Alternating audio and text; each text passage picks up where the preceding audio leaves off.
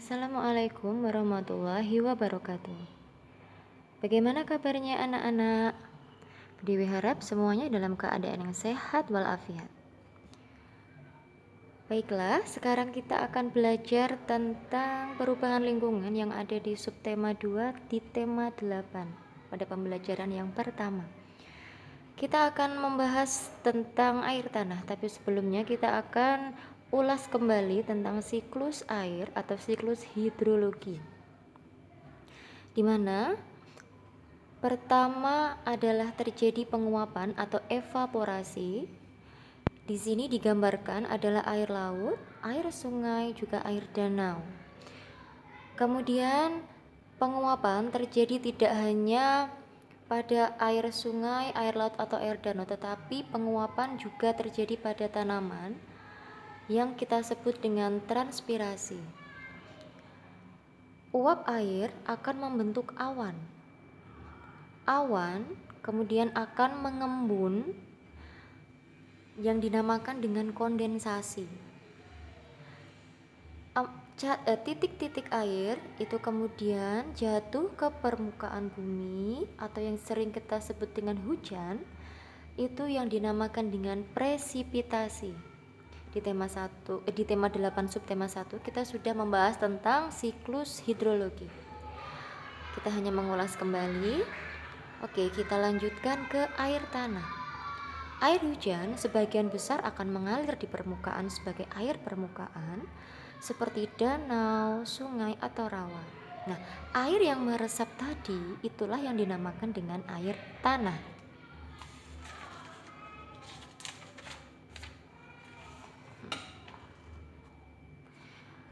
Air tanah adalah salah satu fase dalam daur hidrologi, yaitu peristiwa yang berulang dari urutan tahap yang dilalui air dari atmosfer ke bumi lalu kembali lagi ke atmosfer. Itu yang dinamakan dengan daur hidrologi. Oke. Air tanah seperti yang tadi sudah Dewi omongkan, yaitu air yang diserap oleh tanah itu dinamakan dengan air tanah yang masuk ke pori-pori tanah serta batuan. Air akan lebih mudah diserap jika terdapat banyak tumbuhan. Tapi sekarang banyak pembangunan jalan yang menggunakan aspal atau beton. Aspal atau beton tersebut dapat menghalangi meresapnya air hujan ke dalam tanah. Apa akibatnya? Akibatnya salah satunya adalah terjadi banjir. Kemudian akibat yang lain adalah air menggenangi jalan-jalan.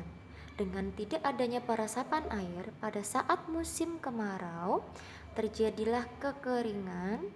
Kemudian terjadi krisis air untuk memenuhi kebutuhan sehari-hari.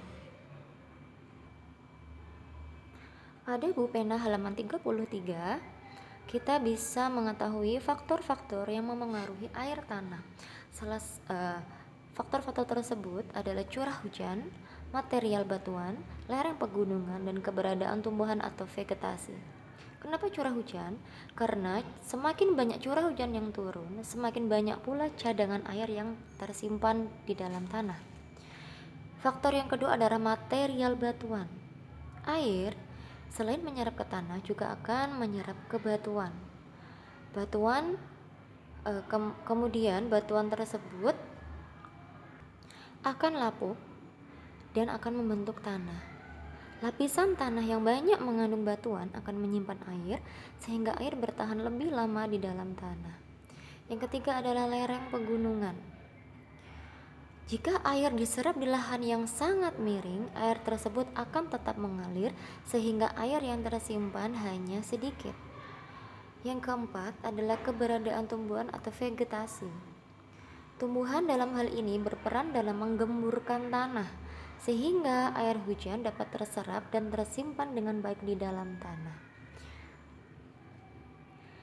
Baiklah, kita masuk ke pembelajaran kedua tentang pola lantai gerak taring. Masih ingat apa itu pola lantai? Pola lantai merupakan garis imajiner yang dilalui oleh penari agar terlihat kompak, agar terlihat indah. Pola lantai adalah pola denah yang dilakukan oleh penari dengan perpindahan, pergerakan, pergeseran dalam sebuah ruang atau space untuk menari. Pola lantai sebenarnya merupakan teknik blocking atau penguasaan panggung yang dilakukan oleh penari. Pola lantai secara umum dibedakan menjadi dua macam, yaitu pola lantai lurus dan pola lantai lengkung atau melingkar. Pola lantai lurus dibedakan lagi menjadi pola lantai vertikal, pola lantai horizontal, pola lantai diagonal, huruf V, zigzag, huruf L. Itu contoh atau macam-macam dari pola lantai garis lurus. Pola lantai garis lurus bisa dilihat pada gambar, di mana vertikal adalah penari itu dari atas ke bawah. Kemudian kalau horizontal itu mendatar, diagonal itu menyudut, huruf L, huruf V, zigzag membentuk huruf Z, dan bersilangan. Sedangkan pola lantai garis lengkung itu seperti pada tari kecak Bali, di mana pola lantai tersebut membentuk suatu lingkaran. Selain lingkaran, pola lantai garis lengkung bisa juga membentuk angka 8, membentuk setengah lingkaran, membentuk garis lingkaran tidak penuh. Nah, ini adalah macam-macam dari pola lantai garis lengkung.